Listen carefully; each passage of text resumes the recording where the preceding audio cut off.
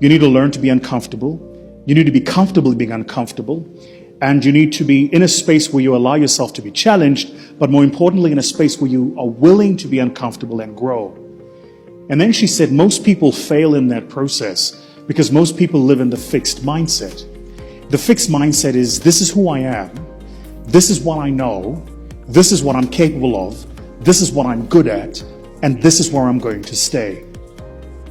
The growth mindset says the following. It says, this is where I am now. This is what I'm good at now. But I recognize that if I go through a particular process, I can grow myself and become a better person. Now, here's the thing about the growth mindset, which most people miss.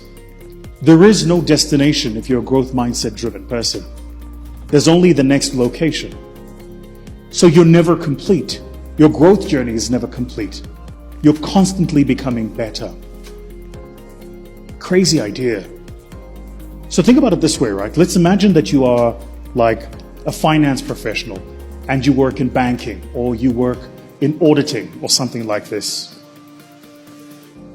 The idea that you are never going to reach the pinnacle of your capability, that you're constantly going to be pursuing a better you, that at every single summit of excellence is presented to you a new summit, a new challenge for you to climb. Well, that's where continuous learning and development comes from. That's why even though you might graduate and qualify as a particular profession or professional in a particular profession, you can constantly become better. Growth mindset. I think I've got a growth mindset. You know, I'm fairly well traveled. I've got decent exposure. I meet great people. I'll go all over the world. I'd like to think I've got a growth mindset. Here's the thing though about having a growth mindset is you can have a growth mindset in an environment of scarcity. And the limitation of your mindset is still the environment that you're in. Because you're in an environment of scarcity. So your approximation of what's possible is based on the environment that you see around you. So, you guys know I've been traveling recently and I've been on tour and I was out in the US. And on one of the weeks I'm in the US, I got to spend some time while in Miami speaking alongside Michael Phelps.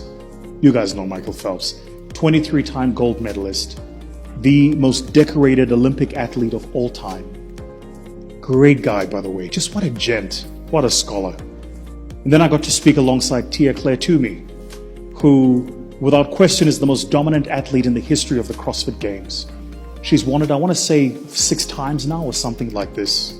She's a little pocket rocket, right? Because when she was standing next to me, she's only about yay high, but you can just tell she's all muscle, like 101% muscle, right? Great athlete, phenomenal human being. Then I got to spend some time meeting a couple of people who are in my industry and in my craft. And traveled out to Los Angeles, met with my manager and the team out there. But while I was in Miami, I got to drive around in a beautiful Lamborghini Aventador SV. Credit to the people at MPH, by the way. Lee and the team at MPH Club, thank you so much for making that happen. And to my brother at VIP Uber, thank you, man. I really appreciate you. So anyway, so I got to do this, and Uklini, so who lives out in Miami, made the whole thing happen.